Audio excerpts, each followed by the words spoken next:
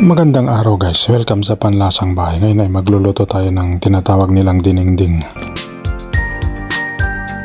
Kung bago ka lang sa aking channel at gusto mo yung mga ganitong klase ng video ay huwag kalimutang pindutin ang subscribe button at notification bell para palagi kang updated pag mag-upload ako ng mga bagong video. Ang reseping ito guys ay karaniwan natin nakikita sa probinsya, lalong lalo na yung mga nakatira sa bukid. At ito ang mga sangkap na ating gagamitin sa ating recipe.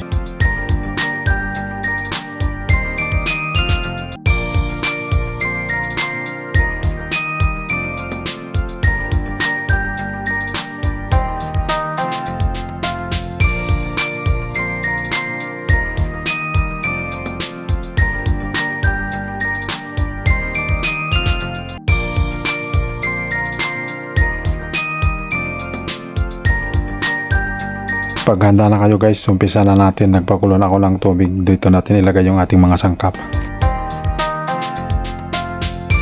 Una natin ilagay yung bawang at saka isunod natin yung sibuyas. Ilagay na rin natin yung kamatis guys. Yung kamatis ay hiniwa-hiwa ka lang ng maliliit.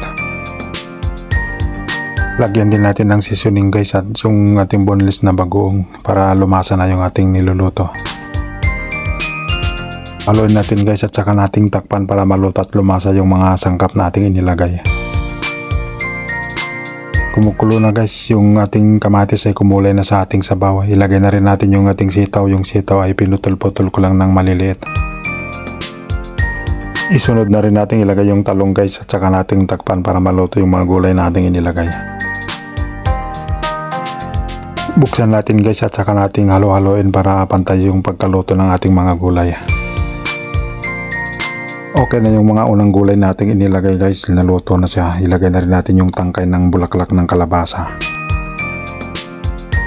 Ilagay na rin natin yung siling panigang at saka natin takpan ulit para maluto yung mga gulay nating inilagay. Buksan natin guys at ilagay na rin natin yung talbos ng kalabasa. Halo-haloin natin guys para pumailalim yung talbos ng kalabasa nating inilagay at mabilis maluto. Ilagay na rin natin yung bulaklak ng kalabasa guys. Yung bulaklak ng kalabasa ay tinanggalan ko na ng tangkay, yung una kong inilagay kanina. Haluin natin guys para pumailalim yung bulaklak ng kalabasa nating inilagay at mabilis maluto. Yung ating recipe guys ay hindi na natin ginamitan ng mantika. Yung bagoong na inilagay na natin kanina, yun na rin yung ginamit nating pangpaalat. Okay na yung ating niluluto guys, sakto na rin yung lasa. Salamat sa panonood at sana ay magustuhan ninyo.